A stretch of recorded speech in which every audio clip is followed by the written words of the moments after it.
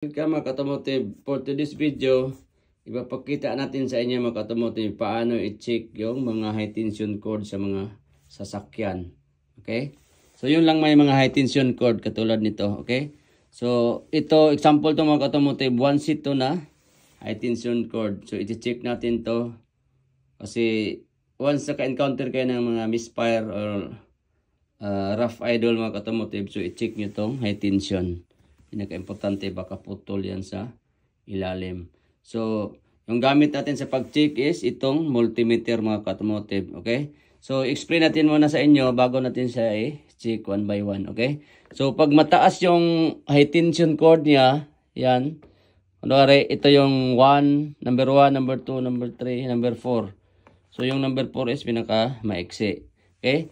So, once mataas yung cord niya, so, yung reading niya is mataas din. Okay? So, pataas hanggang pababa yung reading niya. Okay?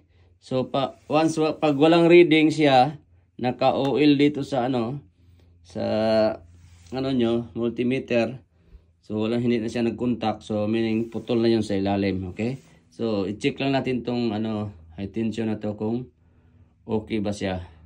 Check natin, hanapin natin kung wala ba siyang putol. Okay? At saka, paano na rin natin mapakita yung pag-check ng mga high tension cord. Okay? So, umpisa na natin mga katomotive. Okay? So, mag-umpisa tayo doon sa mataas. So, like what I said, pataas hanggang pababa yung reading. Okay, start na tayo sa pag-check ng mga high tension cord 1 up to 4. Okay? All you have to do is to set the multimeter into 20 kilo ohms. Yan. At saka makita nyo sa screen, may 1 point. Okay, so lalabas yung reading dyan. Easy lang po siya. Yan, 20K. So start na tayo sa high tension cord number 1. Okay, so in any order yan, kahit saan nyo ilagay yung lead ng dyan, multimeter, black or red. Okay, kahit magkabaliktad yan, as long as magagawa tayo ng reading. Okay, check natin tong number 1.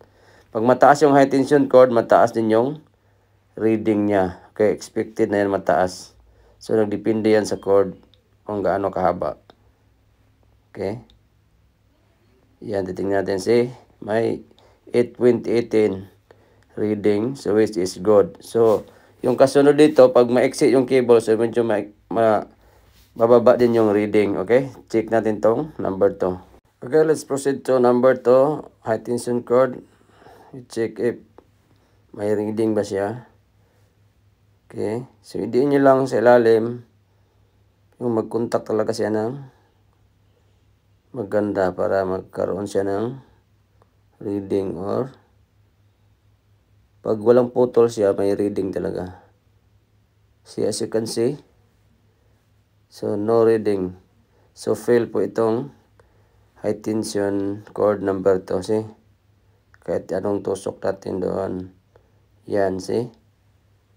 No reading. So, it means, fail po ito. Cable na to. Tap po na yan. Now, let's check this number 3 high tension cord. If you get a reading, have a look on the screen. Alright. You get 4.86. Which is, this high tension cord is good. And then, let's carry on to the number 4. If we get a reading. Last but not the least, number 4 high tension cord. As you can see, 2.80 reading, which is good. Okay? So, it's easy for you guys to check the high tension cord. Once you encountered problem in your car, jerking, hesitation, or misfiring, so don't forget to check your high tension. Maybe one of them is problem. Okay, so if this video helpful for you, don't forget to follow our YouTube and Facebook. Okay, thanks for watching.